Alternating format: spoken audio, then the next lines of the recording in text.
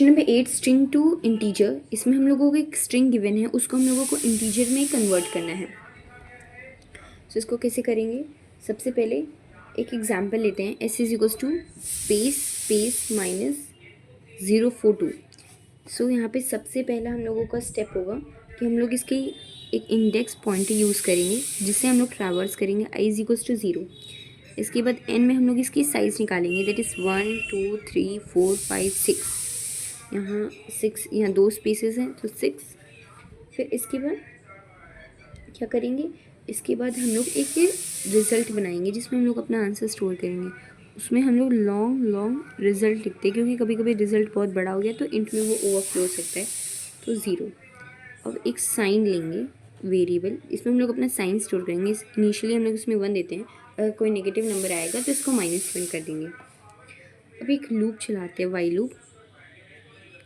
अगर आई हम लोगों को पॉइंटर लेस देन n है, जैसे स्टार्टिंग में इनिशियली हम लोगों का आई कितना है, अभी 0 है, और वो लेस देन n है जब तक स्ट्रिंग ख़त्म नहीं होता। अगर स्ट्रिंग से भी छोटा है और लीडिंग में, अगर जो हम लोगों के लीडिंग में अगर एम्प्टी स्पेसेस आते हैं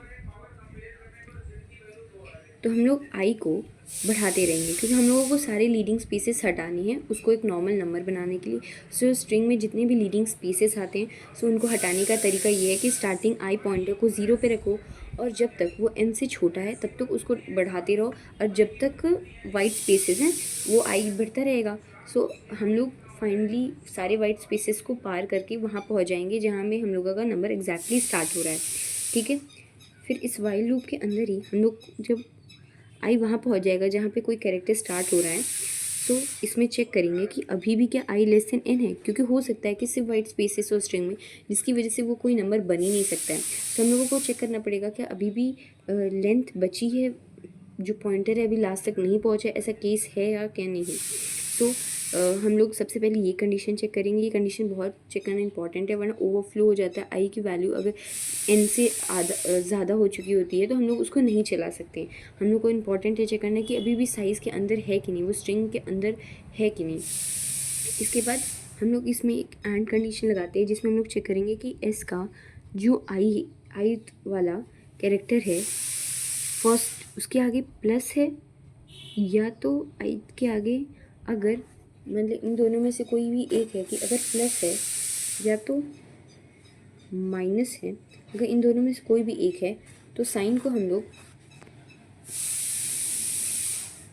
को एस आई प्लस प्लस कर देते हैं, मतलब साइन आई एस के आई पोजीशन पे अगर माइनस है, अगर माइनस है तो साइन में क्या कर देंगे, अगर ये कंडीशन ट्रू होती है कि जो एस का आई पोजीशन है अगर उस पर माइनस है, क्योंकि सारे लीडिंग स्पेसेस हम लोग क्रॉस कर चुके हैं। अगर लीडिंग स्पेसेस के बाद जो फर्स्ट कैरेक्टर आया अगर वो प्लस या माइनस है तो उसमें चेक होगा, अगर वो माइनस है तो साइन में क्या -1 डाल दो, और अगर वो -1 नहीं है तो वो उसमें 1 डाल दो जो ऑलरेडी 1 था उसमें। सो इससे हम लोग जो अपना क्या कर रहे हैं, अपने आंसर के लिए ऑलरेडी हम लोग नेगेटिव या पॉजिटिव नंबर जो भी है वो स्टोर कर रहे हैं, क्योंकि इंटीजर हमेशा पॉजिटिव नहीं होता है, इंटीजर पॉजिटिव भी होता है और नेगेटिव भी होता है। ठीक है, सो ऐसे इफ़ कंडीशन ये ख़त्म होती है। इसके बाद हम लोग क्या करेंगे कि एक वाइल लूप, इस बाहर वाले वाइल लूप एक अलग से लगाएंगे। इसमें चेक करेंगे अगेन कि अभी आई लेस देन n है कि नहीं। हो सकता है स्ट्रिंग में सिर्फ वाइट स्पेसेस हो और फिर या तो सिर्फ प्लस माइनस साइन हो, उसके बाद आई हम लोगों का बढ़ाने के बाद आई ख़त्म हो चुका हो, स्ट्रिंग के साइज से ओवरफ्लो हो चुका हो। बट हम लोगों को इसलिए वाई लूप जब भी लगाए तो हम लोगों का जो इंडेक्स आई है उसकी पोजीशन चेक करना बहुत ज़रूरी है कि वो अभी कहाँ पे है, वो n से कम में है या नहीं है। सो इसके बाद क्या करेंगे हम लोग, इस डिजिट, क्योंकि हम लोग को चेक करना बहुत ज़रूरी है पहला नंबर डिजिट है कि नहीं, क्योंकि अगर पहला नंबर डिजिट नहीं होगा तो हम लोग उसको कभी भी नंबर नहीं बना सकते।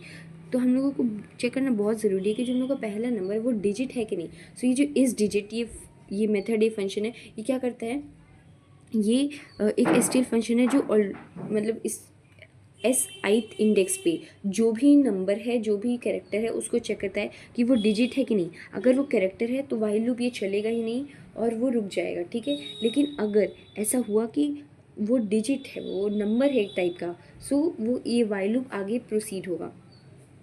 अब रिजल्ट में हम लोग जो एक रिजल्ट वेक्टर बनाए थे स्टार्टिंग में इनिशियली लॉन्ग रिजल्ट जिसमें 0 इनिशियलाइज किए थे, अब उसमें रिजल्ट हम लोग चेक करेंगे। Result is equals to result multiply by 10।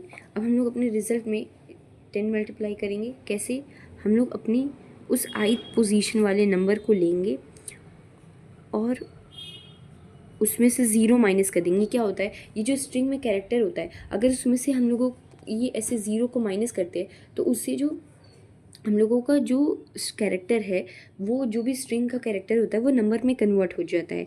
जब वो नंबर में कन्वर्ट हो जाता है तो उसको हम लोग एक डिजिट की तरह यूज़ करते हैं, और इस प्रोसेस को हम लोग रीअप्लाई करके हम लोग अपने डिजिट्स को ऐड करके एक नंबर बना देंगे। सो ये लाइन बहुत इंपॉर्टेंट है डिजिट से एक नंबर बनाने के लिए।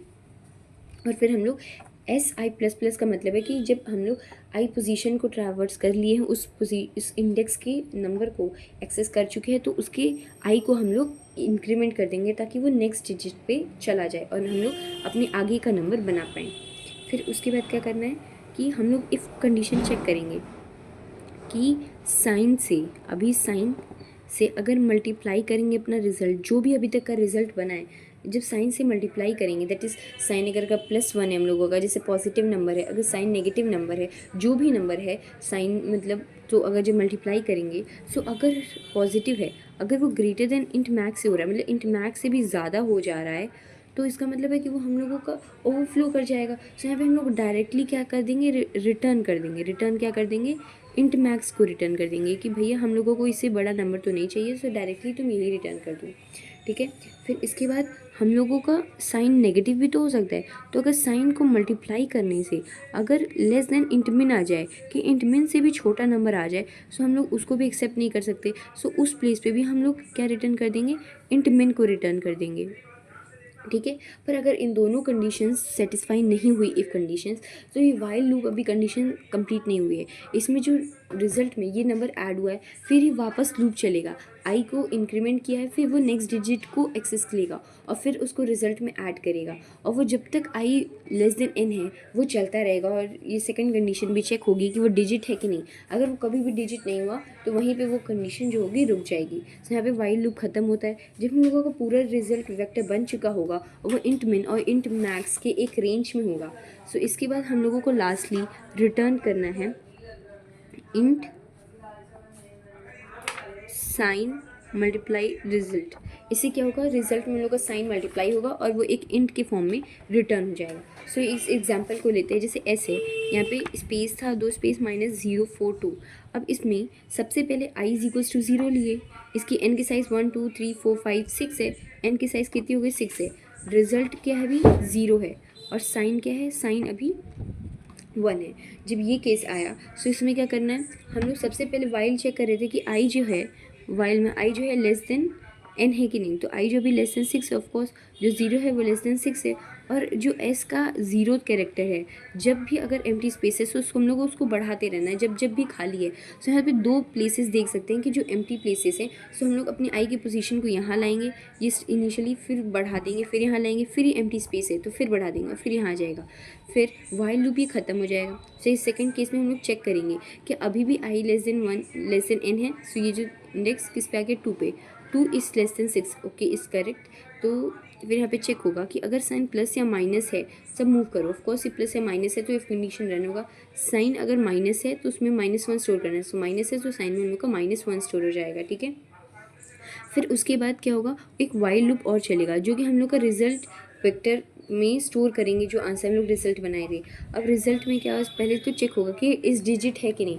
ऑफकोर्स ये इस डिजिट है, ये जो 042 इस डिजिट है। सो ये जो ये है, ये कंडीशन ट्रू होगी, इसलिए हम लोगों का जो रिजल्ट है उसमें ऐड हो जाएगा। रिजल्ट इनिशियली 0 था, मल्टीप्लाई बाई 10 प्लस s के ith पोजीशन पे -0। सो क्या होगा, रिजल्ट इंटू 0 प्लस s के ith पोजीशन पे क्या है, दैट इज़ 0 है, फिर माइनस कर देंगे 0 से, ये तो एक नंबर बन जाएगा, तो रिजल्ट में भी 0 ऐड हो जाएगा। फिर वापस जाएंगे, फिर वो 4 आएगा। सो यहाँ पे 0 इंटू 10 सेकेंड टाइम्स प्लस 4 आ जाएगा। सो फिर रिजल्ट में 4 हो जाएगा। फिर जब थर्ड टाइम करेंगे, सो यहाँ पे रिजल्ट इंटू मतलब दैट इज़ 40 प्लस यहाँ पे 2 आएगा, फिर 0 से वो मतलब हो जाएगा तो वो 42 हो जाएगा, और फिर लास्टली हम लोग साइन के साथ अपने मल्टीप्लाई करके उसको रिटर्न कर देंगे। तो हम लोग का जो आंसर हो जाएगा वो -42 हो जाएगा।